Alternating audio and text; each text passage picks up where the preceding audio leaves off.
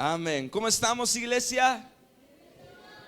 Espero estés muy bien. Nosotros los varones nos la pasamos muy bien ayer. Comimos excelente. Tuvimos la actividad de varones el día de ayer. Estuvimos ahí probando las habilidades para qué tan buenos son con un martillo sus esposos. Y hermanos, hermanas, algunos de sus esposos dejan mucho que desear. Póngalo a trabajar en su casa.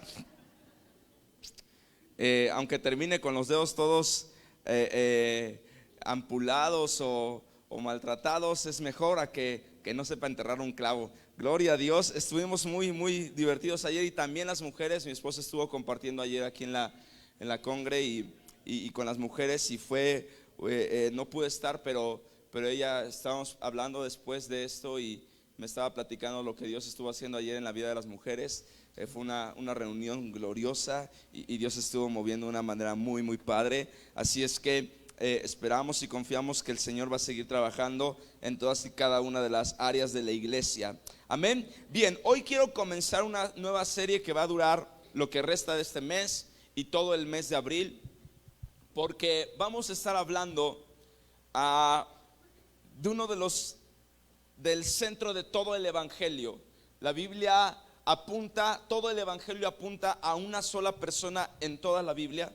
Toda la Biblia está dirigida, influenciada. Hay figuras de Génesis a Apocalipsis acerca de nuestro Señor Jesús. Toda la Biblia está escrita y está relacionada o gira en torno alrededor de Jesús. Él es el centro de todo. La Biblia dice que por Él y para Él fueron hechas todas las cosas. Entonces, todo lo que hay creado en la tierra, todo lo que la Biblia se refiere, lo podemos ver desde Abraham manifestado como figura. Lo podemos ver en el tabernáculo, lo podemos ver en la ofrenda de Abel, lo podemos ver en cada uno de los aspectos que la Biblia envuelve. Jesús está involucrado en eso. La figura, la persona de Jesús o la referencia hacia Él está involucrado. Entonces, estamos cerca de lo que siempre hacemos en Semana Santa, y creo que quienes llevan más tiempo aquí saben el peso que le damos a Semana Santa, no por tradición, sino porque si Jesús nos salvó y estamos recordando y reconociendo lo que Jesús ha hecho por nosotros, entonces estas fechas deben cobrar un sentido muy importante de santidad, un sentido muy importante de reverencia, de respeto y de honra al Señor por lo que Él ha hecho en nuestra vida y lo que Él representa para nosotros. Así es que hoy comenzamos una serie que se llama Jesús y, si pueden ponerlo en la pantalla para que más o menos la gente vea. Jesús y 3 puntitos, como vamos a estar relacionando a Jesús con diferentes personajes que Él estuvo haciendo durante su ministerio, milagros, y con personas en las que Él estuvo tratando varias circunstancias importantes. Así es que hoy vamos a hablar del primero de estos personajes. Es una mujer, Jesús y la mujer del flujo de sangre. Así es que te voy a invitar, por favor, que abras tu Biblia junto conmigo. Ábranla en Lucas, por favor.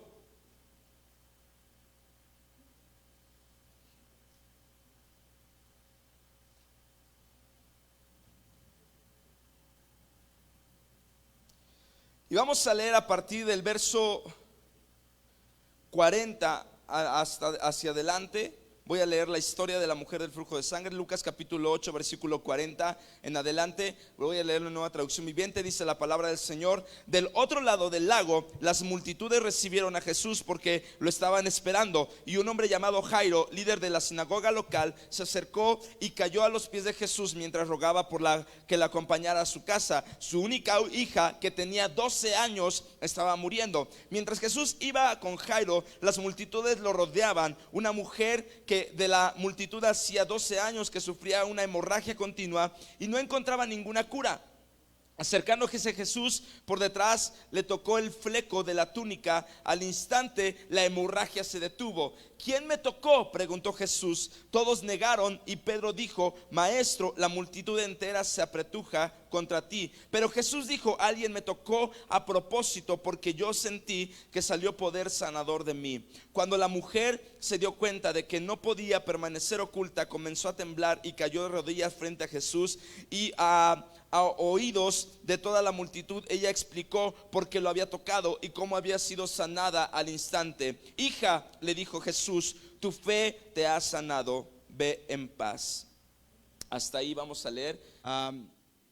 La escena que estábamos proyectando me permitió ver varias cosas, y a veces cuando leemos una historia en la Biblia pasamos de largo como algo sí, muy vago, muy sencillo, no le tomamos mucha importancia. Pero cuando ya te detienes a leer ciertas palabras y entenderle el contexto de todo lo que está pasando, cobra mucho peso. Y esta tarde quiero que estudiemos acerca de la vida de esta mujer, cómo es que Dios hizo lo que hizo en ella. Quiero comenzar explicándote lo siguiente. Jesús iba hacia esa ciudad con el propósito de expandir el evangelio, de seguir predicando, de seguir llevando el mensaje, de seguir sanando a personas, de seguir mostrando su gracia, su poder a lo que él estaba haciendo en ese lugar. Y cuando viene a él Jairo no era cualquier persona. Jairo era el líder de la sinagoga de ese pueblo. Entonces no estamos hablando de una persona algo desconocida. No, estamos hablando de un hombre reconocido en todo el pueblo y respetado, porque él era el líder de la iglesia de ese pueblo. Y entonces era muy respetado y la gente lo quería, lo apreciaba. Y cuando Jesús va hacia la casa de Jairo a atender a la hija que no es una casualidad, tiene 12 años enferma, el mismo tiempo que lleva, 12 años de vida, perdón, es el mismo tiempo que lleva enferma la mujer de flujo de sangre. Y cuando esto pasa, la Biblia dice que entre la multitud estaban apretando a Jesús. Cuando estaban apretando a Jesús, había muchas personas tocando a Jesús. ¿Qué representa que la mujer se haya atrevido a acercarse?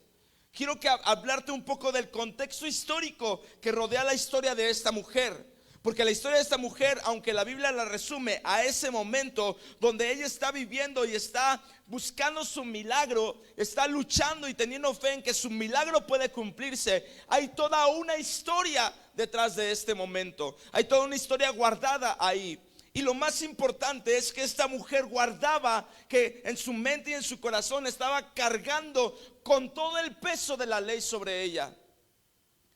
La ley era muy rígida en algunos aspectos y muy clara en lo que decía. Sabes, quiero leerte lo que Levíticos capítulo 15 versículo 19 en adelante habla, porque habla precisamente de la situación de esta mujer. Quiero leerte, lo dice: cada vez que una mujer, Levíticos es parte de la ley que Dios le da al pueblo de Israel a través de Moisés, le dice: cada vez que una mujer tenga su periodo menstrual, quedará ceremonialmente impura durante 7 días. Cualquiera que la toque durante ese tiempo quedará impuro hasta el anochecer. Cualquier cosa sobre la cual se acueste o se siente la mujer durante su periodo menstrual quedará impura. Si alguien llega a tocar la cama de la mujer, tendrá que lavar su ropa y bañarse con agua, y permanecerá impuro hasta el anochecer. Si alguien toca algún objeto sobre el cual ella se sentó, tendrá que lavar su ropa y bañarse con agua, y permanecerá impuro hasta el anochecer. Entonces esto incluye la cama o cualquier objeto sobre el cual ella se haya sentado. Si alguien lo toca, quedará impuro hasta el anochecer. Si un hombre tiene relaciones sexuales con ella y su sangre lo toca, la impureza menstrual se le transmitirá a él. Permanecerá impuro durante 7 días, y cualquier cama sobre la que él se acueste será impura. Verso 25, que es donde habla de esta mujer. Si una mujer tiene durante muchos días un flujo de sangre que no está relacionada con su periodo menstrual, o si el sangrado continúa más tiempo de su periodo normal, es ceremonialmente impura. Al igual que durante su periodo menstrual, la mujer permanecerá impura durante todo el tiempo que dure la secreción. Hasta ahí nada más vamos a leer. La ley dice Y, hermanas, no solamente lo aplica a las mujeres, también a los hombres. Los primeros 18 versículos habla de la impureza del hombre, así es que no es un asunto hacia la mujer, sino es hacia hombre y mujer. Y la impureza habla de que no podían ir al templo, no podían acercarse al templo, y se consideraba que estaban en impureza por la razón natural de su cuerpo, que es causa del pecado. Bueno, cuando Dios da esta ley, lo hace por una razón, y es porque no podía, en el caso de la mujer, mezclarse su sangre con la sangre del atrio, y por eso no podían entrar al lugar, al templo, porque en el altar eran sacrificados animales, y entonces no podía combinarse la mujer de la sangre de la mujer con la sangre de los animales sacrificados, porque eso haría impuro todo el lugar, y entonces los sacrificios no tendrían razón de ser. Y entonces lo que pasa es que después, versículo 25 dice: si una mujer continúa con un sangrado durante más tiempo del normal, que es su periodo, y este le permanece, entonces la mujer permanecerá impura hasta que el tiempo de su flujo se ha terminado. Y lo que acabamos de leer es que no hay otra persona a su alrededor que deba tocar la cama donde ella se acuesta, tocar la ropa que ella usa, tocar o sentarse en la silla que ella se ha sentado. No puede tener relaciones sexuales, no puede tocarla físicamente, ni nadie a ella, ni él, ni ella a nadie más. Era la ley que no podían hacer esto. Por lo tanto, una de las razones que esta mujer había estado viviendo, una de las trasfondos históricos que esta mujer le persiguen, una de las grandes cargas que ella había en su corazón, es ese distanciamiento, esa ausencia, ese vacío de relaciones en su vida. Hace tiempo estaba viendo un estudio, y ese estudio decía que el ser humano puede hablar, tener conversaciones con muchas personas, pero que una de las cosas más necesarias para el ser humano es poder tocar a otro ser humano. Quiero planteártelo así. Y la pandemia nos lo demostró bien. ¿Cuántos de nosotros anhelaban poder dar un abrazo a su familia, poder dar un abrazo a sus papás, o a alguien que no vivía, a un hijo, o a alguien que vivía a la distancia, pero a causa de la pandemia no podíamos tocar a nadie? Y tocar, el simple hecho de dar la mano, el simple hecho de dar un abrazo, un saludo, un beso en la mejilla,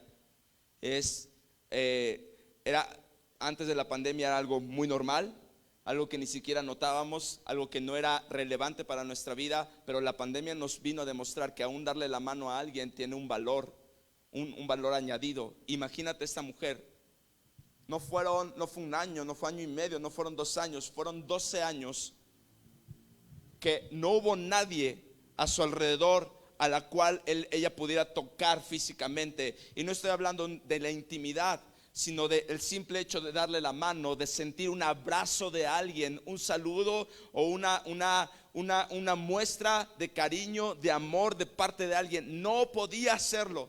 Es más, ni siquiera podían tocar su ropa, su cama, nada de lo que ella tenía, nada de lo que ella tocaba podía tocarlo alguna otra persona. Y aunque hubiera personas a su alrededor con los cuales pudiera hablar, siempre tenía que haber una distancia con ellos. Y podía hablar, pero no podía tocarlos, no podía abrazarlos, no podía estar con ellos, con nadie. Quizás tenía padres, quizás estaba casada, no sé si tenía hijos, no lo sabemos. Pero todas las relaciones de su vida se vieron suspendidas, todas las relaciones de su vida se vieron detenidas, y entonces nunca más durante un buen tiempo, y ella no veía esperanza en su vida. Ella pensaba que nunca más iba a poder tocar a otro ser humano, porque era impura, era indigna de ser tocada a causa de su enfermedad que no tenía una solución. La Biblia dice que había ido con muchos doctores, que había intentado con muchos médicos, pero ninguno de ellos había encontrado la solución. No había sanidad, no había medicina, no había nada en ese tiempo que pudiera sanar a esta mujer. No existía en ese momento nada que pudiera cambiar la situación de esta mujer. Quiero que pienses en esto, el vacío que había en su corazón, el vacío de su vida, al no poder relacionarse, al no poder acercarse a nadie, el vacío de su vida al gastar todo su dinero, todos sus recursos. No tenía dinero, no tenía relaciones, no tenía personas cercanas a ella. Ya no tenía nada esta mujer. Estaba completamente en cero su vida. Y eso trajo un vacío a su corazón. Trajo un vacío profundo a su vida. Un vacío que no lo llenaba nada. Nada en el mundo podía llenar ese vacío. Y entonces, un día, mientras ella seguía con el día a día de su vida, no solamente pensemos en eso, pensemos en lo desgastante de la enfermedad que ella tiene. Imagínate, 12 años, iglesia. No estamos hablando de una enfermedad de un mes o 2 meses. 12 años teniendo un flujo constante de sangre. Seguramente estaba anémica, estaba débil, estaba pálida, no tenía muchas fuerzas. Todo el tiempo se sentía cansada, quizás solo quería estar durmiendo, no sabemos si estaba deprimida. Todas estas cosas estaban todo el tiempo sobre ella. Y lo que más pesaba en ella era la ley, porque la ley no le permitía acercarse a nadie. La ley no le dejaba avanzar o relacionarse con nadie, y él cargaba con todo ese peso. La historia, cuando la cuenta el Evangelio de Mateo, dice que cuando Jesús habla con ella y le pregunta a quién le tocó y tiene esta conversación, ella le pide perdón por haber tocado el borde de su manto. Ahorita voy a especificar algunas cosas de estas. Y le dice: es que perdóname, porque por ley yo no me puedo acercar a ti, no te puedo tocar, porque la ley le impedía hacer todo esto. Iglesia, hay muchas cosas que la vida no nos permite hacer, y que la vida trae vacíos, y la vida trae ausencias, y la vida puede lastimar lo que somos como seres humanos. Puede quitarte ese sentido de pertenencia, ese sentido de ser amado. Porque, iglesia, una cosa es que te digan te amo con palabras, pero sentir el abrazo cálido de una persona, de un padre, de un hermano, de un esposo, de un hijo que te abraza y te dice te amo, es otra cosa. Por ejemplo, Samuel nos dice en la mañana, a veces que yo me salgo al trabajar, él se queda en la casa, y yo a veces de lejos le digo te amo, me voy, y él dice amo desde donde está jugando. Pero hay veces que deja lo que está haciendo y corre y me abraza y me da un beso y me dice amo, papá, y ya. Y sabes, eso te alegra tanto, porque sentir un beso de tu hijo, un abrazo de tu hijo, te hace el día. Te hace el día y dices wow, puedo salir a trabajar sumamente contento, sentirme bien, porque no solamente escuché decirle que me ama, sentí su abrazo.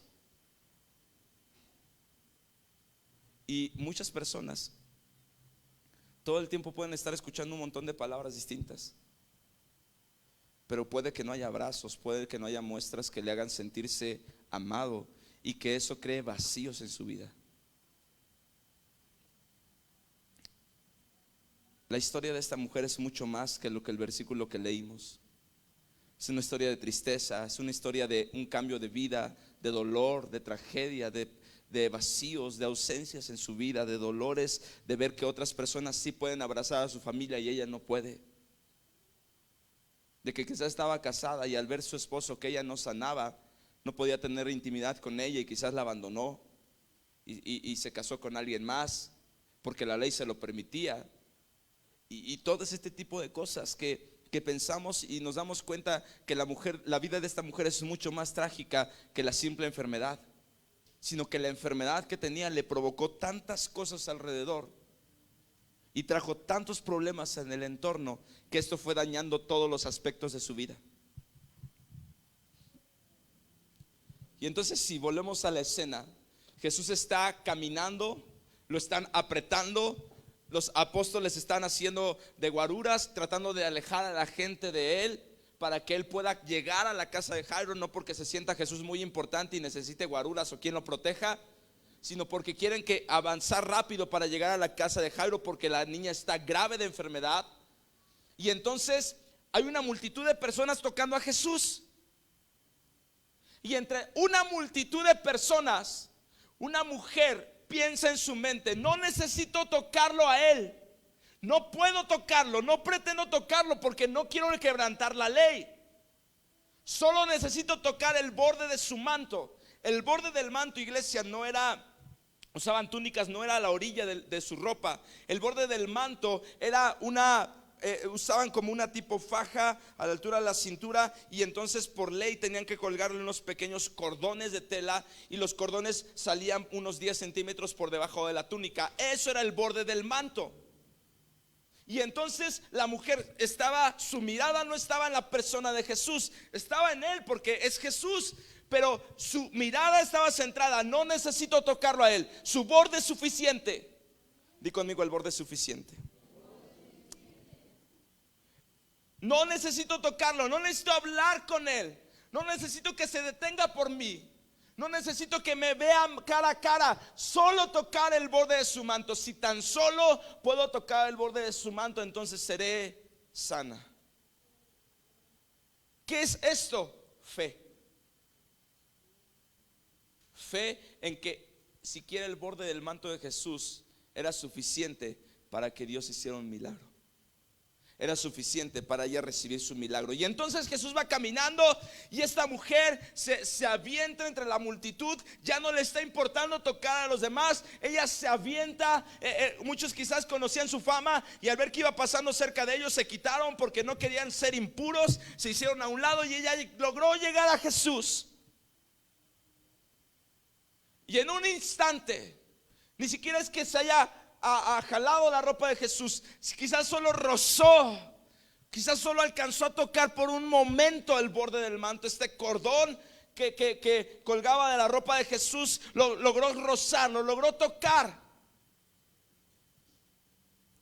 Esto provoca que Jesús se detenga. Y cuando Jesús se detiene, hace una pregunta: ¿quién me tocó?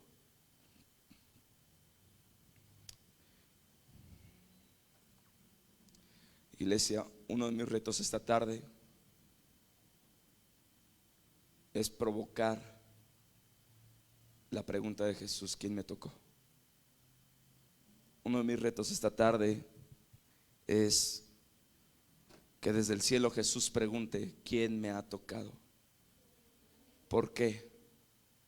Muchas personas pueden tocar a Jesús, pero no todos pueden provocar que salga poder de él. Jesús pregunta: ¿quién me ha tocado? La pregunta parece absurda. La pregunta parece no tener mucho sentido. Y así pareció. ¿Por qué? Jesús pregunta: ¿quién me tocó? Y Pedro, el emocional, el que es medio atrabancado, Pedro pregunta: pero maestro, ¿cómo preguntas quién te tocó si todos te están apretando? A ver, hermano, le pregunto: si viaja en el metro Pantitlán a las 6 de la mañana, en el metro CU se sube y todo casi lo cargan para entrar solito al vagón, ¿va a darse cuenta quién lo pudo haber tocado? Así de ilógica parecería la pregunta de Jesús. Imagínate, vas a las 6 de la mañana y tú le preguntas a la gente que está alrededor de ti en el vagón, le dices: ¿quién me tocó? Más de uno te va a tirar de loco. Más de uno está zafado. Si no quiere que lo toquen, que se compre su limusina o su carro, y que mira, nadie te va a tocar. Y la pregunta parecería absurda. ¿Por qué? Porque seguramente físicamente más de uno estaba tocando a Jesús.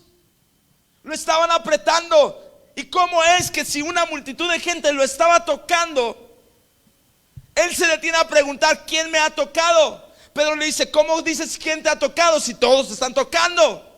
Si nadie te tocara, entonces la pregunta tendría más sentido. Pero la pregunta de Jesús gira en torno a: cuando alguien me tocó, alguien provocó que de mí saliera poder. Y Jesús dice, yo sentí como de mi espíritu, yo sentí como de mí fluyó poder cuando alguien me tocó. Esa es mi intención. Que esta tarde haya alguien que pueda provocar que Jesús detenga su caminar para preguntar: ¿quién me tocó? Porque de mí ha salido poder. Muchos hablan de Jesús, muchos buscan a Jesús, muchos le cantan a Jesús, muchos tocan a Jesús, pero no todos pueden provocar que Jesús se detenga a preguntar: ¿quién me ha tocado? ¿Qué se necesita entonces para provocar? ¿Qué se necesita? ¿Qué es requerido para provocar el toque de Dios? Para provocar que Jesús se detenga por mí. ¿Qué es necesario para que Jesús pueda decir: ¿quién me ha tocado? De en medio de una multitud que lo está tocando. Cuando Jesús se detiene, toda la gente se detiene junto con él y todo está apretado. Y entonces los discípulos hacen espacio. Jesús está preguntando: ¿quién me ha tocado? Se detienen. Pedro le pregunta: ¿cómo quién te tocó? Todo el mundo se está apretando. Señor, vámonos, porque Jairo está necesitado. Jairo está en problemas. Vámonos, hay prisa. Y Jesús no le importa lo que está pasando en la casa de Jairo. Para Jesús no hay prisa, porque Jesús sabía lo que iba a pasar. Jesús sabía que la niña iba a morir y que iba a llegar a casa y le iba a resucitar. Jesús sabía eso. Así es que no le importa detenerse y esperar el tiempo que fuera necesario para atender a alguien que no solamente estaba buscando la sanidad de su cuerpo, sino que tenía una necesidad más grande en su corazón. Y entonces Jesús se detiene: quiero saber quién me ha tocado. Y la Biblia dice: como la mujer no pudo verse oculta, como la mujer se vio descubierta, como la mujer se dio cuenta que ya no había manera de esconderse, entonces levanta la mano y se avienta hacia Jesús y cae sobre él, a sus rodillas, y le dice a los pies de Jesús, y le dice: Maestro, he sido yo. He sido yo. Y entonces Jesús le dice una palabra: hija. Es una palabra sencilla, corta, pero que le hizo sentir en un instante. Cuando Jesús le dijo: hija, todos los vacíos se fueron. Le hizo sentir el amor que durante años nadie le quiso dar. Le hizo sentir aceptada, valorada. Quizás durante 12 años se sintió una basura. Se sintió que ya no tenía sentido vivir. Pensó que ya no tenía razón de existir, porque ya no valía su vida. A nadie le importaba. Ya no tenía esperanza por ningún lado. Ya nadie le importaba su vida. Y entonces llega alguien que no solamente detiene su flujo de sangre, sino que se detiene para ver su necesidad, la necesidad más grande de su corazón, y darse cuenta que en su vida había un vacío, y que ese vacío necesitaba ser llenado. Y se detiene y le dice: hija mía.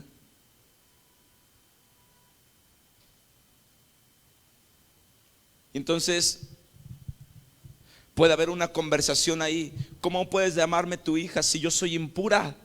La ley dice que yo soy impura. Jesús le responde: la ley dice una cosa, tú ya no eres impura. Tú eres sana, tú eres limpia, tú eres mi hija. Iglesia, cuando una persona está en drogas, cuando una persona está en un vicio, cuando una persona está fallando en diferentes aspectos de su vida, tiene problemas de rebeldía, tiene problemas de esto, tiene problemas de diferentes cosas, eso solo es una parte del problema. No es su problema más grave.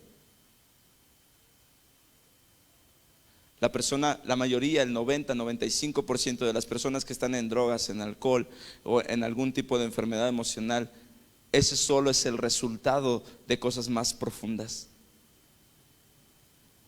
Las drogas, el alcohol y cualquier tipo de vicio solo hablan de las ausencias y los vacíos que hay en el corazón de una persona. Son parte del problema, pero no son el problema principal. El problema principal de esta mujer no era el flujo de sangre. Por eso es lo primero que Jesús sana. Jesús sana primero el flujo de sangre, porque no es lo más relevante. Y Jesús entonces, cuando sí ve lo más relevante, se detiene. Se detiene, no le importa lo que va a pasar adelante, y se detiene a solucionar el problema real de esta mujer. Y el problema real de esta mujer es todo ese vacío, todas esas heridas, todas esas palabras de rechazo que le dieron, todas esas palabras de abandono, todas esas acciones que la gente la señalaba, la gente la veía, porque era más que claro que esta mujer era conocida en su pueblo porque llevaba 12 años enferma. Todo mundo a su alrededor tenía una fama a causa de su enfermedad, y no solamente su familia, conocidos, nadie se acercaba a ella, nadie se atrevía a tocarla, nadie se atrevía a relacionarse con ella porque estaba enferma, era impura, y a causa de su impureza todo el mundo se alejó de ella, todo el mundo se distanció de ella. Pero si algo me deja ver esta historia es que cuando otros me rechazan, cuando otros nos puedan considerar impuros, indignos, cuando no nos valoran, al contrario, en lugar de valorarnos, nos menosprecian, nos lastiman, nos rechazan, Jesús me ama, y Jesús está dispuesto a detenerse por mí y a mostrarme su amor y a mostrarme su gracia, y a sanar mis dolencias, a sanar mis heridas, y a quitar todo el vacío que pueda haber en mi vida. Por favor. Quiero terminar esta tarde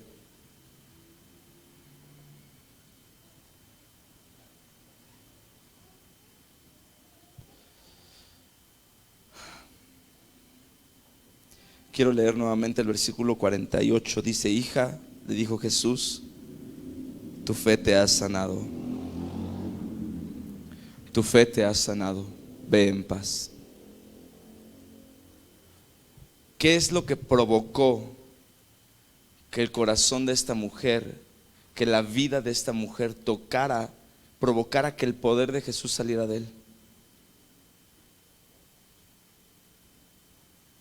La respuesta clara que Jesús mismo da, le dice: tu fe te ha sanado. Recuerda esto: en la mente de esta mujer estaba el borde. Su mirada solo estaba fija en el borde del manto, porque ella creyó. Escucha bien, ella creyó que el borde era suficiente, no porque el manto tuviera poder, sino el poder provenía de quien portaba ese manto. Ella creyó que si el manto está conectado a Jesús, el borde de ese manto, ese cordón que cuelga, está conectado a Jesús, entonces si toco el cordón es más que suficiente para tener el poder de Dios sobre mi vida. ¿Qué es esto? La mujer no le importó todo lo demás, se centró solo en el cordón. Solo en el cordón. Hay muchas personas que cuando quieren o buscan un milagro, que Dios haga algo en su vida, estamos esperando que Dios abra el cielo, que baje toda una corte de ángeles, que se oigan las trompetas celestiales, y que Jesús en persona aparezca, para que entonces pueda haber un milagro de parte de mi vida. Pero entonces eso no es fe. Eso es caminar a través de la evidencia de que necesito que Jesús se muestre para que Él pueda obrar en mi vida. Y quizás estamos esperando que Jesús se detenga y que hable y que me vea cara a cara para que entonces pueda ver su milagro sobre mí. Pero esta mujer entendió: no necesito hablar con Él, no necesito hacer circo, maroma y teatro para que pueda recibir un milagro. Solo necesito el borde. Si toco el borde, seré sana. Si toco el borde, seré sana. Un día, una mujer samaritana que se acercó con Jesús y le dijo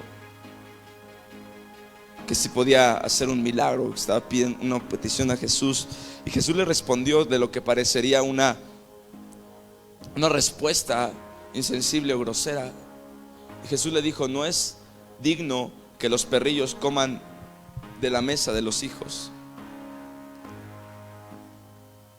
Y entonces la mujer se aferra, y la mujer le dice: aún de las migajas que caen de la mesa de los hijos puedo comer. Una persona que tiene fe no necesita el cielo entero. Las migajas son suficientes, porque las migajas que brotan del cielo son más que poderosas para obrar. Dios es poderoso, iglesia, y Dios puede hacer milagros, y Dios puede sanar. Lo único que se necesita es fe. Fe para no buscar todo, buscar el borde, buscar las migajas, porque eso es suficiente. Cuando Jesús escucha a esta mujer decir: las migajas que caen de la mesa, con eso me conformo. Las migajas son más que suficientes, con eso está bien. Cuando Jesús escucha esto y la mujer responde de esta manera, Jesús dice esto: no he encontrado, ni aún en toda Jerusalén, no he encontrado una mujer, una persona con tanta fe como tú.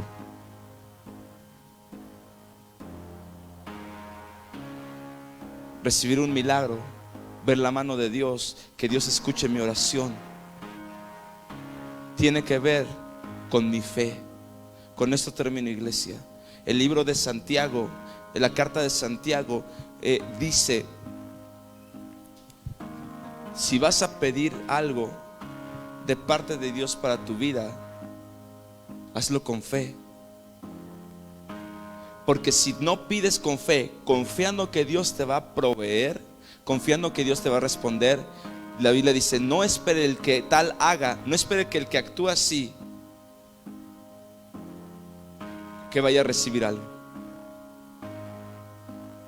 Tener fe, iglesia, en Dios es poner en práctica Hebreos 11:1. Después la fe, la certeza de lo que se espera, la convicción de lo que no se ve. Es que, Señor, quizás no veo nada en mi vida, quizás no veo nada, pero solo deja caer las migajas. Solo deja tocar, que toque el borde de tu manto. Solo eso es necesario. No necesito más. Si este borde proviene de ti, con eso es suficiente. Solo necesito eso.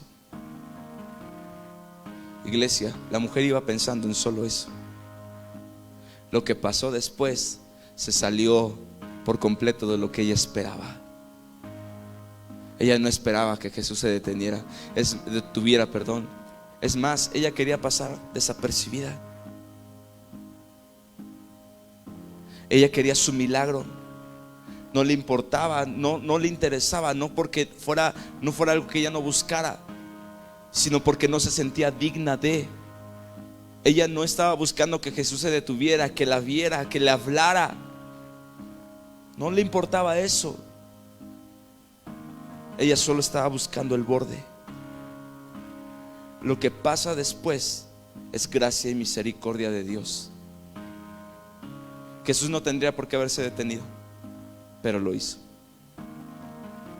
Jesús no tendría por qué haber hablado con ella, pero habló con ella. Si te centras en buscar el borde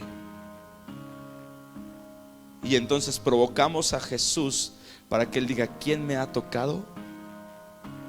Si yo puedo con mi fe provocar que de Jesús salga poder, entonces no solamente recibo mi milagro, recibo más de mi milagro, que es la mano y la gracia de Dios, la mirada, la atención de Jesús. Porque cuando algo provoca que salga poder de Él, Jesús no lo deja pasar por alto. Quiero invitarte que ahí en tu lugar te pongas de pie.